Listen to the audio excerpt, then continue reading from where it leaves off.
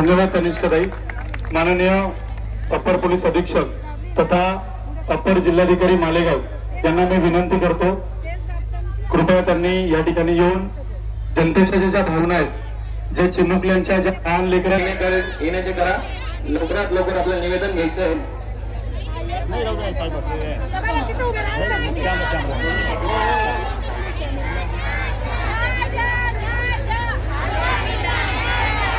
आरोपीला फाशी, आरोपीला फाशी, आरोपीला फाशी। सर्व दुःखी जण आपल्या मालेगाव तालुक्याच्या डोंगराळे गावामध्ये ही अतिशय निर्दयी दुःखद घटना झालेली आहे। आपल्या सर्वांना माहिती आहे की रविवारी ही दुःखद घटना, निर्दयी घटना झाली। गावकऱ्यांचा निरोप आल्याच्या नंतर अर्ध्या तासाच्या आत आपल्या पोलीस प्रशासनाचे अधिकारी त्या जागेवर गेले। गावकऱ्यांच्या सोबत त्यांनी त्या घटनेची स्थळाची माहिती घेतली आणि साधारणपणे 1 तासाच्या आत त्या ठिकाणी त्या आरोपीला ताब्यात घेतलेला आहे। त्या आरोपीला उद्या कायद्याच्या चौकटीत फाशीची शिक्षा झाली पाहिजे म्हणून आपल्या त्या पालिकेचं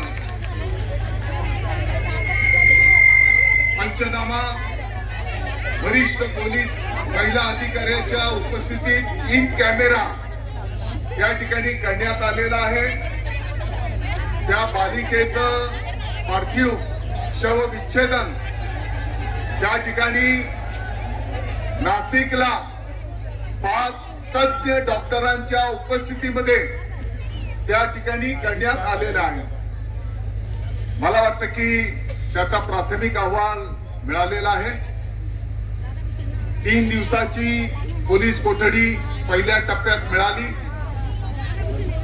या आरोपीला फाशीची शिक्षा झाली पाहिजे आणि म्हणून त्या बालिकेचे काका, त्या गावाचे ग्रामस्थ स्वतः माननीय मुख्यमंत्री महोदयांना भेटले, माननीय उपमुख्यमंत्री महोदयांना भेटले।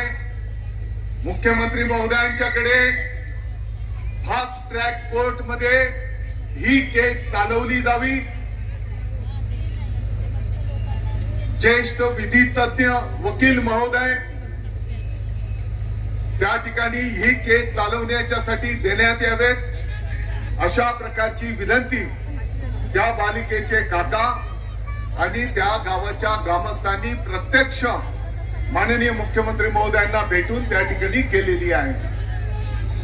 मंगळवारीच माननीय मुख्यमंत्री महोदयांनी या गोष्टीला मान्यता दिलेली आहे फास्ट ट्रॅक कोर्टच्या माध्यमातून आणि वरिष्ठ वकील देऊन लवकरात लवकर त्या आरोपीला फाशीची शिक्षा होईल अशा प्रकारचं आश्वासन माननीय मुख्यमंत्री महोदय, उपमुख्यमंत्री महोदयांनी दिलेली आहे।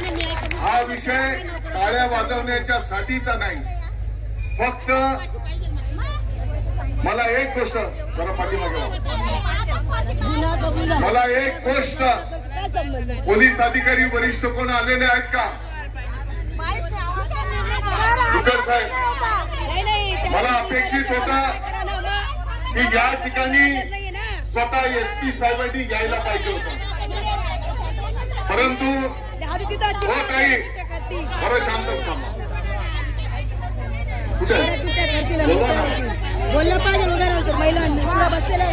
आपल्या मालेगाव वकील संघाच्या माध्यमातून या केसच्या संदर्भामध्ये आरोपीची बाजू कोणीही मालेगावचा वकील घेणार नाही असा निर्णय त्या वकील संघाने केलेला आहे।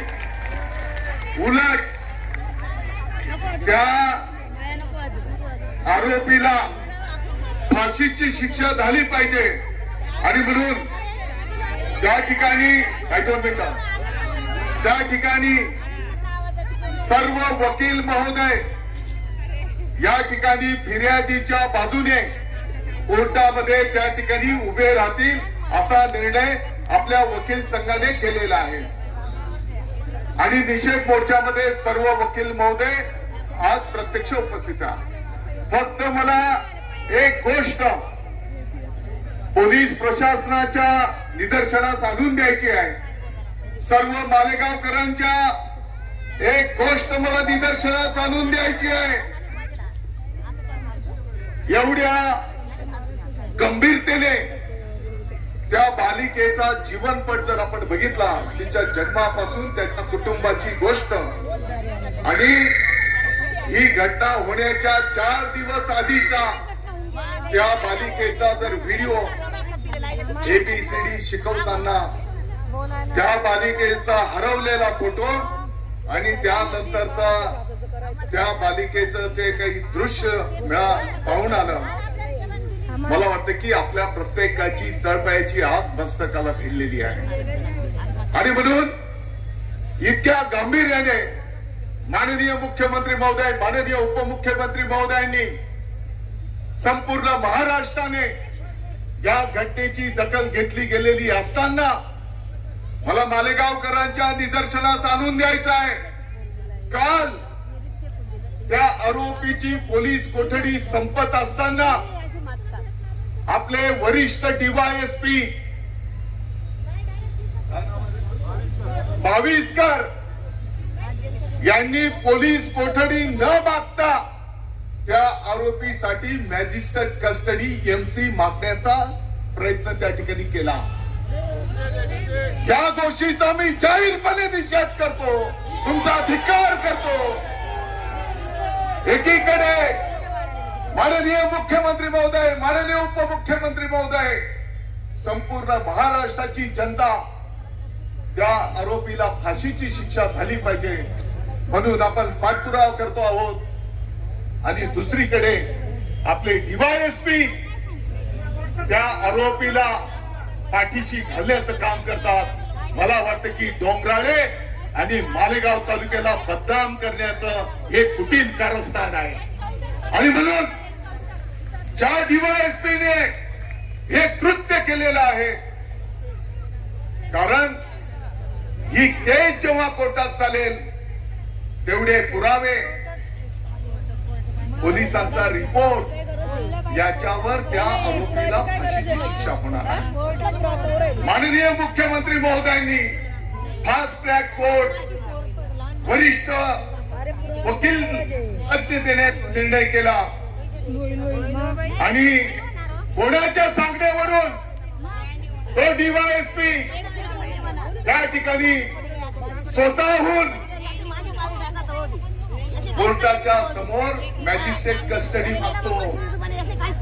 म्हणजे तो आरोपी मॅजिस्ट्रेट कस्टडीत जाईल आणि पुढच्या टप्प्यामध्ये त्याला जामीन मागण्याचा अधिकार प्राप्त होईल. आणि म्हणून या गोष्टीचा मी निषेध करतो. मालेगावचे आपले सर्व वकील महोदय कोर्टामध्ये उपस्थित झाले. मी स्वतः ऍडिशनल SP संधू साहेबांशी संपर्क केला. त्यांना मी सांगितलं की अशा प्रकारचं चुकीचं काम त्या DYSPच्या माध्यमातून होत आहे आणि यामुळे आणखी संतापामध्ये संपूर्ण महाराष्ट्रामध्ये लाट त्या ठिकाणी निर्माण होईल. आणि मग तो NCRचा रिपोर्ट त्या ठिकाणी बदलला गेला आणि त्या ठिकाणी पोलीस कोठडी मागितली गेली. मी सर्व वकील महोदयांचा आभार व्यक्त करतो, माननीय न्यायदेवतेचा आभार व्यक्त करतो की त्यांनी 8 दिवस त्या नरदमाला पोलीस कोठडी दिलेली आहे. परंतु जर तपासाची सुरुवात जर अशा पद्धतीने होत असेल, जर याला गांभीर्याने घेतलं जात नसेल तर ही गोष्ट योग्य नाही. आणि म्हणून येणाऱ्या 2 दिवसामध्ये आजच मी माननीय मुख्यमंत्री महोदयांना त्या डीवायएसपी भाविसकरकडनं हा पदभार काढून घेतला जावा आणि त्याची बदली आपल्या या तालुक्यातून करण्यात यावी आणि वरिष्ठ IPS अधिकाऱ्याकडे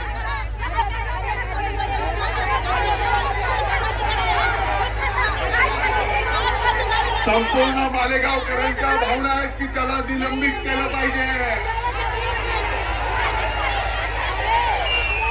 हे डोंगराळे आणि मालेगावला महाराष्ट्र शासनाला बदनाम करण्याचं षडयंत्र आहे आणि म्हणून हे बिलकुल सहन करून घेतलं जाणार नाही. या अधिकाऱ्याला निलंबित केलं पाहिजे अशा प्रकारची मागणी आम्ही माननीय मुख्यमंत्री महोदय त्यांच्याकडे त्या ठिकाणी निश्चितपणे करू.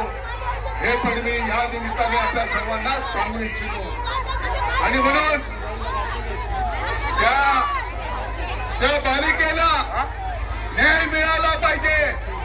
याच्या पुढच्या काळामध्ये कोणत्याही नराधमाची हिंमत होता कामा नये अशा प्रकारची मागणी आपण त्या ठिकाणी करणार आहोत आणि म्हणून हे निवेदन सगळ्या आमच्या कन्या त्या ठिकाणी महसूल अप्पर जिल्हाधिकारी यांना या ठिकाणी द्यायला घेत आहेत. सगळ्यांना विनंती आहे बसून घ्या. सगळ्यांनी 2 मिनिटाचा शेवट राहिलाय. कृपया बसून घ्या. सर्वांनी कृपया खाली बसायचंय. या सर्वांना विनंती आहे कृपया खाली बसा. निवेदन देत आहेत तनिष्का आणि बाकी चिमुकल्यांच्या वतीने या ठिकाणी निवेदन देत आहेत. कृपया बाकीच्यांनी खाली बसायचंय.